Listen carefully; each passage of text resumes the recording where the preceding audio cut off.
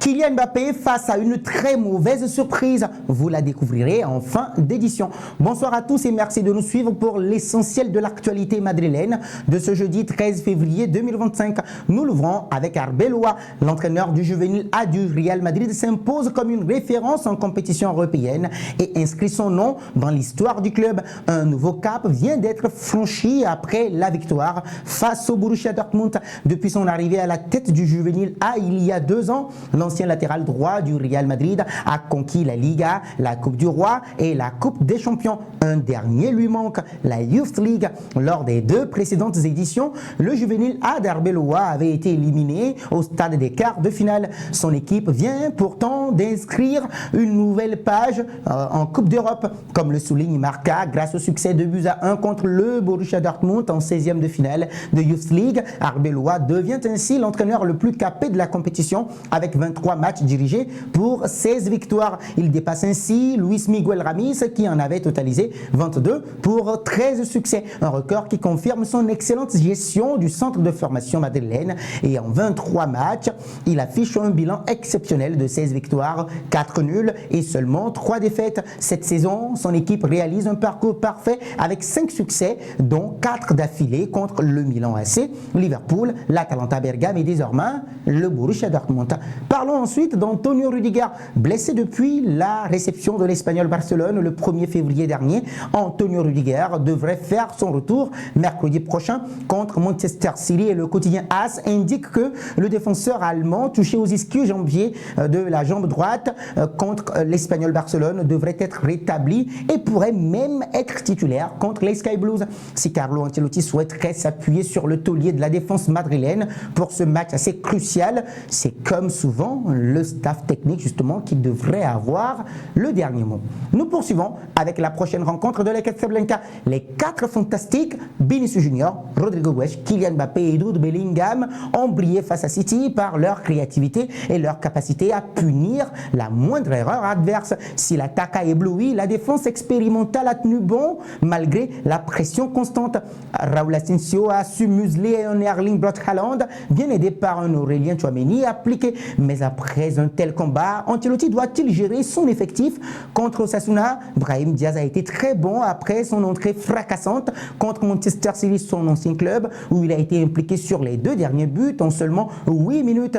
Une titularisation face à Osasuna est envisageable. Luka Modric, entré en fin de match à l'Etihad Stadium, pourrait également débuter pour apporter son expérience au milieu de terrain. En attaque, Hendrik Felipe Moreira de Souza ou Gonçalo Gracia, auteur d'un but contre Leganés en coupe de la semaine passée, pourrait offrir une alternative si Carlo Ancelotti décide de faire souffler ses 4 titulaires. En défense, les blessures limitent les options. Sans Alaba, Militão, Carvajal, Lucas Vazquez et Rudiger incertains, les choix sont restreints. Asensio solide contre Haaland pourrait être reconduit aux côtés de Tchouaméni. Reste la question du poste de latéral droit où Federico Valverde a dépanné face à City en l'absence de Lucas Vazquez. Ancelotti le laissera-t-il en place ou testera-t-il une autre solution? Une chose est sûre, eh bien oui, la gestion des efforts sera cruciale pour ne pas risquer une baisse de régime avant les prochaines échéances dans ce barrage retour au Bernabéu mercredi prochain face à City. La suite de cette édition avec la réaction de Pep Guardiola sur l'égalisation de Kylian Mbappé. Dans une vidéo qui circule, l'entraîneur de Manchester City adopte une posture qui rappelle étrangement la célébration habituelle de l'attaquant français. Pep Guardiola, habituellement très expressif au bord du terrain, a cette fois surpris par une attitude bien particulière. Bras croisés, tête baissée et se penchant sur ses talons, il semble dépité après le but encaissé par son équipe contre le Real Madrid. D'autant plus qu'il s'agit du but qui permet au Merengues de revenir au score dans ce barrage de Ligue des Champions. La réaction de Pep Guardiola rappelle la célébration de Kylian Mbappé, mais c'est surtout un détail qui retient l'attention. Sa posture rappelle volontairement ou non la fameuse célébration de Kylian Mbappé. L'image a rapidement circulé sur X et Instagram où les internautes s'amusent de cette ressemblance assez troublante.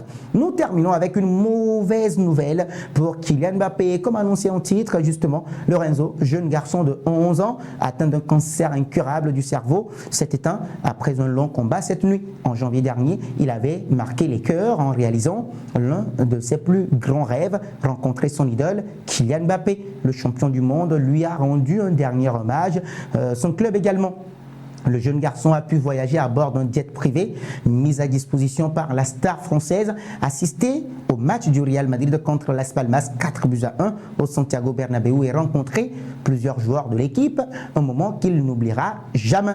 Le club madrilène, fidèle à son engagement envers les causes nobles, a veillé à ce qu'il passe une journée exceptionnelle en mettant notamment une loge du Bernabéu à sa disposition et Florentino Pérez était venu également à sa rencontre suite à la disparition de Lorenzo annoncée par Julian Girondi, créateur de contenu qui avait organisé le séjour du petit garçon. Kylian Mbappé a partagé un message émouvant sur les réseaux sociaux. Après un long combat que tu as mené avec courage, tu t'es éteint hier soir. Toutes mes pensées les plus sincères pour tes parents qui t'ont accompagné avec beaucoup de dignité dans cette épreuve. J'ai eu l'honneur de pouvoir passer un petit moment à tes côtés et réaliser à quel point tu étais un garçon brillant et une inspiration pour tous. Tu ne seras jamais oublié et seras toujours aimé. Que Dieu te bénisse. Repose en paix, mon petit Lorenzo. Ton ami Kylian. Le Real Madrid a également exprimé ses condoléances dans un communiqué officiel. Le club, son président Florentino Pérez et le conseil d'administration ont salué la mémoire de Lorenzo qui a vécu un moment unique avec l'équipe. Ce sera tout pour cette édition. Merci de l'avoir suivi et si c'est votre première fois de nous découvrir, n'oubliez surtout pas de vous abonner, de liker, de partager et de commenter pour que la vidéo soit recommandée à d'autres personnes.